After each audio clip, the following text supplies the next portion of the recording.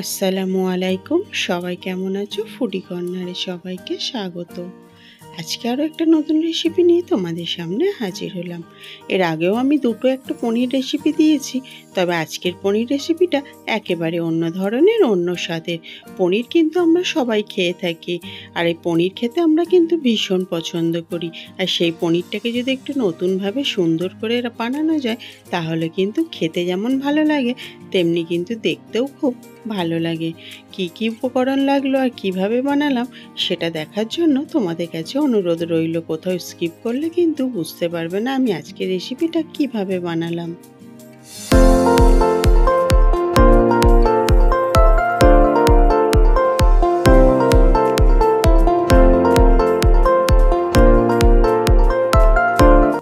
আজকে বানাবো পনির ভুজিয়া। তার জন্য আমি গাজরকে এইভাবে ছোট ছোট করে কেটে নিয়েছি, সঙ্গে নিয়েছি 2টো কাঁচা লঙ্কা, টমেটো, পেঁয়াজ কুচি, আদা কুচি, আর নিয়েছি এখানে 300 গ্রামের মতো পনিরটাকে আমি এইভাবে কেটে নিয়েছি পিস পিস করে। তোমরা চাইলে বাড়িয়ে কমিয়ে নিতে পারো। প্রথমে আমি কড়াইয়ের মধ্যে সর্ষের তেল দিয়ে দিয়েছি, আর 1 চামচের মতো দিয়ে দিলাম গোটা জিরের ফোড়ন। এখানে তোমরা চাইলে কিন্তু কালো জিরেও ব্যবহার করতে পারো, তবে গোটা জিরে দিলে গন্ধটা বেশ ভালো লাগে। এরপরে দিয়ে দেবো তেলের মধ্যে আদাটাকে। আদা কিন্তু আমি এখানে গ্রেট করে দিইনি, কুচি করে দিয়েছি, যাতে মুখে পড়লে খেতে খুবই ভালো লাগে। আদা আর পেঁয়াজটাকে তেলের মধ্যে মিনিট খানেকের মতো ভেজে নেব। আমি কিন্তু পেঁয়াজটাকে পুরো লাল লাল করে ভাজতে যাব না, হালকা ফ্রাই হয়ে গেলেই এর মধ্যে দিয়ে দেব কেটে রাখা গাজরগুলোকে। গাজর যেহেতু সিদ্ধ হতে একটু দেরি হয়, তাই পেঁয়াজের সঙ্গে গাজরটাকে ভেজে নেব 1 মিনিটের মতো। অনবরত নাড়িয়ে চাড়িয়ে গাজরটাকে ভেজে নেব। গাজরটা যখনই একটু কালার চেঞ্জ হয়ে আসবে, তখন এর মধ্যে দিয়ে দেব কেটে রাখা একটা বড় সাইজের টমেটো কুচি আর 2টো কাঁচা লঙ্কা কুচি। তোমরা চাইলে ঝালের পরিমাণটা বাড়িয়ে কমিয়ে নিতে পারো। সমস্ত উপকরণগুলোকে তেলের সঙ্গে ভেজে নেব প্রায় মিনিট 2-এর মতো। এরপর একে একে মশলাগুলো অ্যাড করে দেব। দিয়ে দিলাম পরিমাণ মতো লবণ, যাতে টমেটোটা তাড়াতাড়ি সিদ্ধ হয়ে যায়। সঙ্গে দিয়ে দিলাম 1/2 চা চামচের মতো হলুদ গুঁড়ো, সঙ্গে দিয়ে দিলাম 1/2 চা চামচ ধনিয়া গুঁড়ো।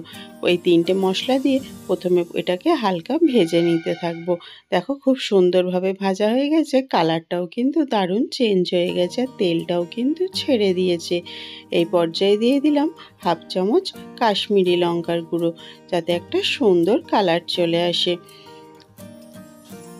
আমি কিন্তু এখানে আর গুঁড়ো লঙ্কার ব্যবহার করলাম না। তোমরা যদি ঝালের পরিমাণটা বাড়িয়ে দিতে চাও, তাহলে এখানে গুঁড়ো লঙ্কাটা অবশ্যই অ্যাড করে নিতে পারো।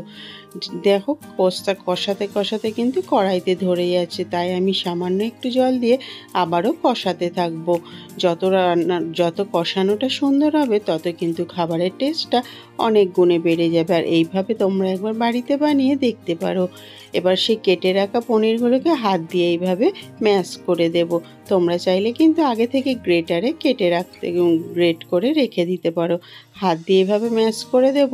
তারপরে মশলার উপরে দিয়ে এগুলোকে মিডিয়াম ফ্লেমে এবার অনবরত পনিরের সঙ্গে সমস্ত উপকরণগুলোকে ভাজতে হবে। এই সময় কিন্তু গ্যাসের ফ্লেমটা মিডিয়াম রাখতে হবে। হাই ফ্লেমে করলে তাহলে কিন্তু পনিরগুলো কড়াইতে লেগে যেতে পারে। আর এই পনির ভুজিয়ার জন্য যেটা মেন উপকরণ, সেটা হচ্ছে কাসুরি মেথি। এই কাসুরি মেথিটি হাত দিয়ে গুঁড়ো করে এইভাবে আমি এর মধ্যে দিয়ে দিলাম। এই পনিরের সঙ্গে এর যে ফ্লেভারটা, এটা কিন্তু দারুণ লাগে, আর খাবারের টেস্টটা কিন্তু পুরোপুরি বদলে দেয় এই কাসুরি মেথি। এই মেথিটা দেবার কিন্তু অবশ্যই চেষ্টা করবে, তাহলে কিন্তু খেতে খুবই ভালো লাগবে। মিনিট 2-3 কিন্তু এইভাবে অনবরত নাড়িয়ে চাড়িয়ে যেতে হবে, ভাজা ভাজা করে নিতে হবে, আর রেখে দেওয়া যাবে না, তাহলে কিন্তু কড়াইতে ধরে নিতে পারে। এই পর্যায়ে দিয়ে দিলাম কিছুটা পরিমাণে গোলমরিচ গুঁড়ো। গোলমরিচের ফ্লেভারটা কিন্তু পনিরের মধ্যে খেতে বেশ ভালো লাগে। আর দিয়ে দিলাম গরম মশলা। অবশ্যই কিন্তু গরম মশলাটা অ্যাড করতে হবে, আর কিন্তু কোনো কিছু এখানে অ্যাড করার কোনো দরকার নেই।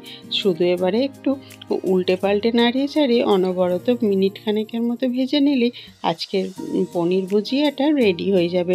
তোমরা চাইলে কিন্তু এইভাবে রোলও বানিয়ে ফেলতে পারো।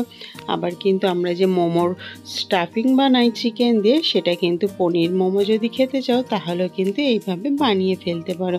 এবারে গ্যাসের ফ্লেম বন্ধ করে এটাকে থেকে নামিয়ে নেব। নামিয়ে কিছুক্ষণ ঠান্ডা করে নিয়েছি, তারপর একটা প্লেটে এটা সার্ভ করে নেব। আর শীতের দিনে গরম গরম রুটি বা পরোটার সঙ্গে খেতে এটা কিন্তু খুবই ভালো লাগে। আর গরম ভাতের সঙ্গেও কিন্তু এটা খেতে জাস্ট ফাটাফাটি লাগে। আমার কাছে তো পনিরের এই রেসিপিটা খুবই ভালো লেগেছে। তোমাদের কাছেও যদি ভালো লেগে থাকে অবশ্যই বাড়িতে ট্রাই করতে পারো আর খেয়ে দেখতে পারো যে রেসিপিটা কেমন। আর যদি তোমাদের ভালো লেগে থাকে তাহলে কিন্তু আমার চ্যানেলটিকে অবশ্যই সাবস্ক্রাইব করে পাশে বেল আইকনটি অন করে দিও, যাতে ভিডিও দেওয়ার সঙ্গে সঙ্গে নোটিফিকেশান পৌঁছে যায়। আজকের রেসিপিটা যদি তোমাদের পছন্দ হয়ে থাকে তাহলে কিন্তু অবশ্যই একটা লাইক দিও আর কমেন্ট করে জানাতে ভুলো না যে রেসিপিটা তোমাদের কেমন লেগেছে। বাড়িতে যখন মাছ মাংস কিছুই থাকবে না তখন যদি সামান্য পনির দিয়ে এরকম একটা চটজলদি রেসিপি বানিয়ে ফেলা যায় তাহলে কিন্তু সবাই খেতে পছন্দ করবে।